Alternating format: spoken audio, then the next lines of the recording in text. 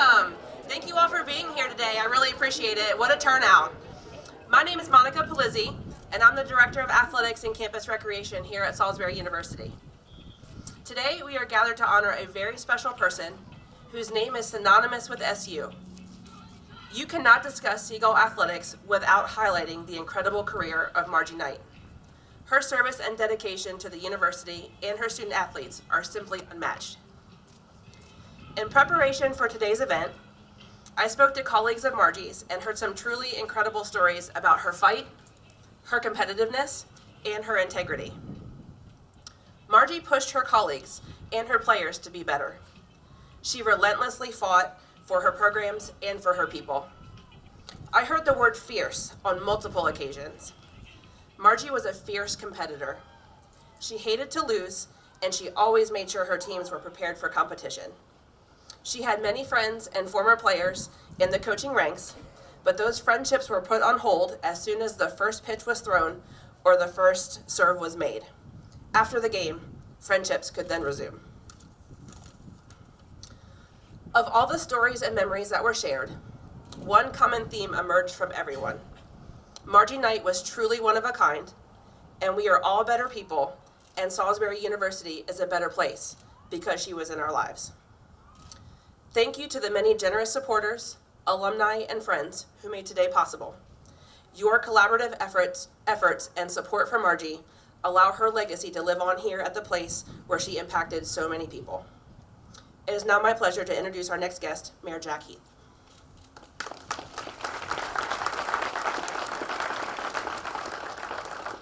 Thank you, Monica. I have a certificate that I'm going to give to Dr. Lepre, and it has all the accomplishments of Margie.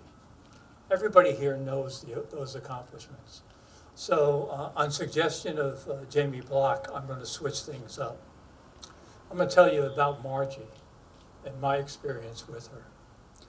My experience, I first met Margie in the early 90s when I was a coach, softball coach at Parkside High School. And Margie was at North Carolina. And it became obvious when we played them a couple of times that Margie and I had a lot in common. First, we were slightly competitive. You get that? Good, that's my last joke. But over the years, when she came here, first of all, both my daughters played softball here. And my eldest daughter, unfortunately, didn't get to play with Margie, but for Margie. But Kristen, my daughter, played for her. And it was an interesting experience. Chrissy, I would go to practices and watch. And essentially, I will tell you a little secret. At that time, between seasons, I would watch the girls up in the second floor of Mags in the batting cages. And I would give them some help when they needed it. But they didn't need too much help, just somebody there. And Margie would always say, "Jack, how they doing?" I said, "They look good." I said, "I don't have to do a thing except watch them hit." Margie was relentless. She was so competitive. But she cared deeply for the people around her. I can remember, and I'll tell you a story to show you and give you an example. My daughter Kristen could hit a softball. She was a tremendous hitter. But she was an adequate outfielder. She could catch a ball. Her one flaw, and Jen Dodson's here who played with her, I know that she knows this, she had the worst throw after a catch so Margie, one day of practice, because I used to help her out, one day of practice, Margie went out to the outfield after we were having a scrimmage, and in the middle of the thing, she caught a fly ball and threw the ball in. There was a runner on second trying to score. And Margie just put down her stuff, walked out, looked her in the eye and said, "Kristen, you're a hell of a hitter, but you have the worst throw I've ever seen." And she spent probably 10 minutes showing her how to, the proper way to crow hop. You think that would be by college, you think you'd know how to do that. And she worked with her and worked with her and worked with her. And that's the way Margie was. She was based on the short game. She played the game the way the game was made to be played. Competitive, serious, bunting people over, intense. She was the most intense lady I've ever met. Maybe Dawn comes close, but she was always there. I'm going to summarize at the end.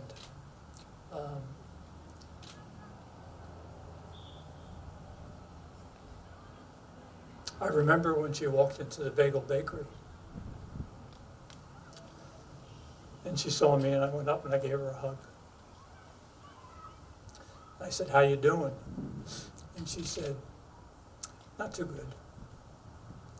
And it was hard. It was hard. But I will say this. She loved her girls. Her girls loved her. And so did I. Thank you.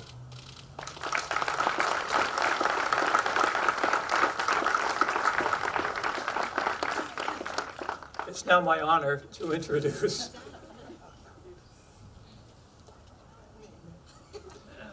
I'm correct. It's my honor to introduce Dr. Lynn Lepre. Thank you, Mr. Mayor.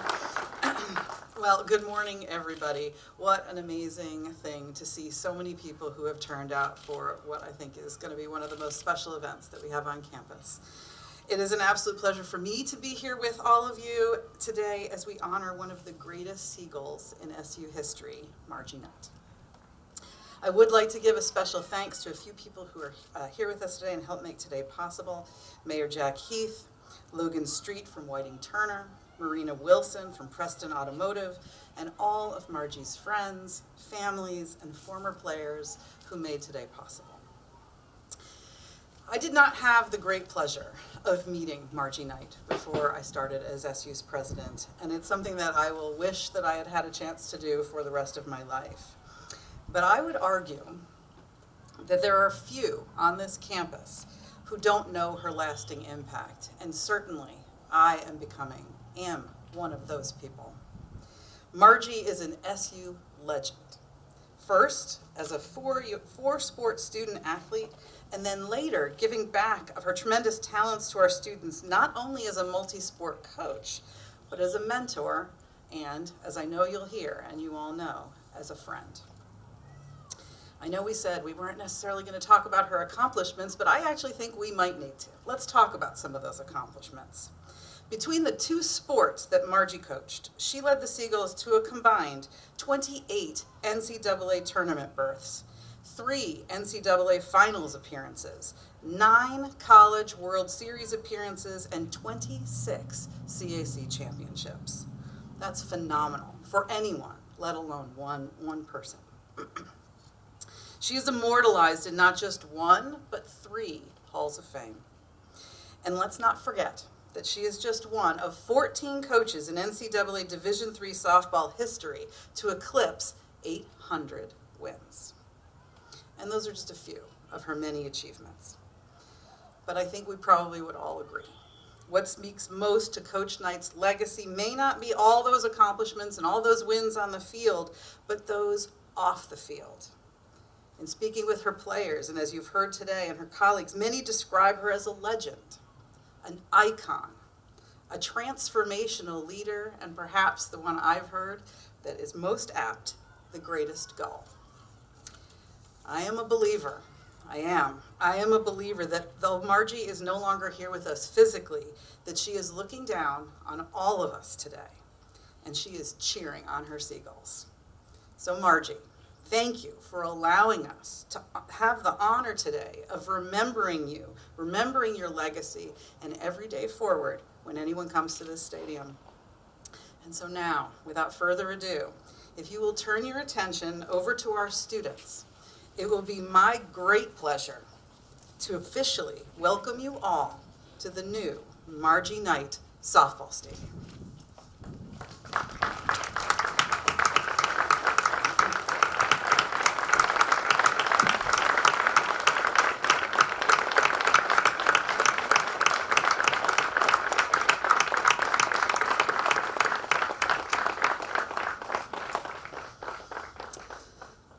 And now it is my great pleasure to introduce SU softball coach Lacey Lord.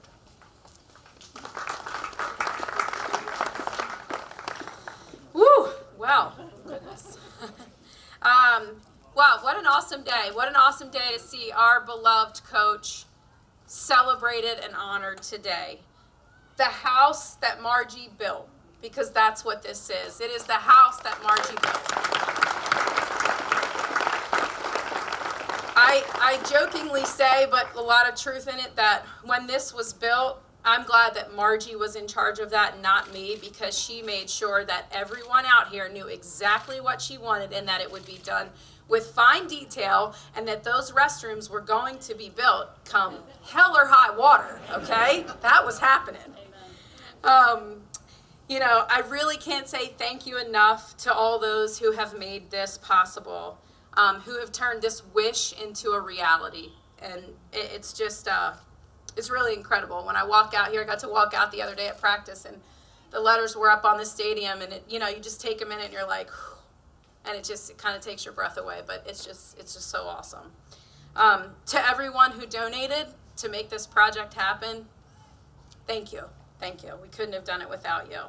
To Jason, Jamie, Jerry, thank you for listening to me and to so many others as we hounded you and pestered you to make sure that this thing got done and that it happened, that we were able to get Margie honored the way that she should.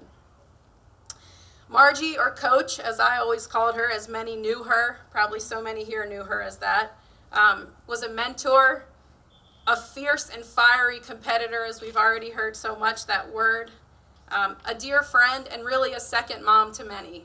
When you came to college, you had Margie, and you know, she could light up a room when she walked into it. She knew how to make you smile, and she knew how to put you in your place. So she could see far before you could what your capabilities were. That was really special about her. And she wouldn't give up on that. She knew what you could do, and if you weren't getting to what she thought you could do, you knew. Many ask what made her great, and I don't know that I could simplify that because there was many things. But what stands out to me the most was her ability to push you and get the most out of you each and every day on the field, on the court, and in life. I was just asked the other day what my first interaction with Margie was. Well, it was in 8th grade when I came here to Salisbury for a Nike softball camp. Margie watched me pitch, and really that wrote the rest of the story. Many had told me up until that point that I would never be a pitcher. I was too small, I was inconsistent, and I really probably should find another position on the field. But Margie saw something else, and she encouraged me to keep working as hard as I could because she saw special gifts in me. And she said as I left on the last day, as you get older, don't you forget about Salisbury. And so I ended up here. She made everyone around her better, a better player, a better coach, a better human being, because she was a fantastic human being. Set all the coaching accolades aside, you wouldn't find a better person. She knew how and when to be patient, when to push and when to love, when to reprimand and when to nurture. She truly was the best. I want to finish today by telling you a story. Some of you have heard this story before, only you probably heard a better version because Margie was the best storyteller and I didn't get that gift so good. But out in California lives an incredibly special species of trees known as the giant sequoia trees. Whew, these gigantic trees, These gigantic trees are recognized for their size. They're referred to as the most massive trees in the world. Their average height ranges from 165 to 280 feet. And their trunk sizes average in diameter between 20 to 30 feet. They're also one of the oldest trees in the world, being able to reach ages up to 3,000 years.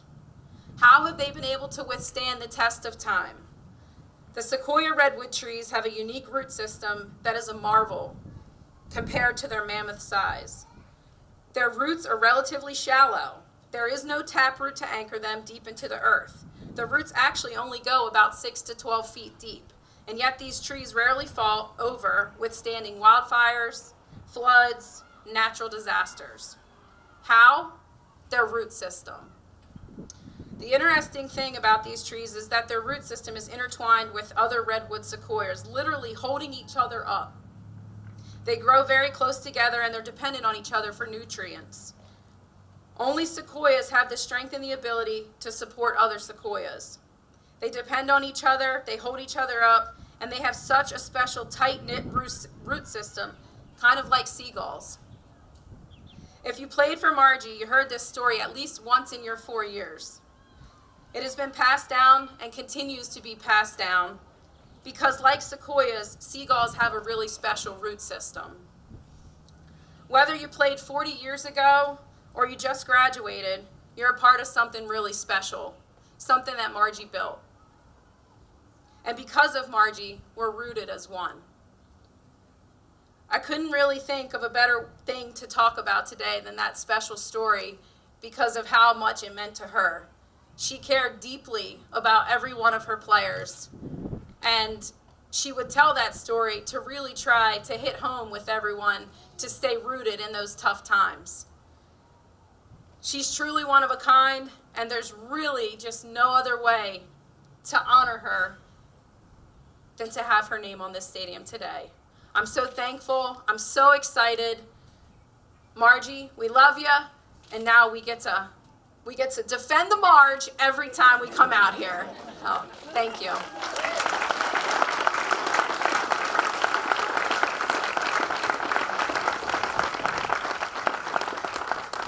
Thank you, Lacey. That was fantastic.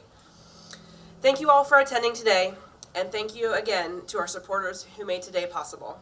This concludes our formal program, but we invite you to stay here and enjoy refreshments under the tent and share as many Margie stories as our hearts desire. Thank you all.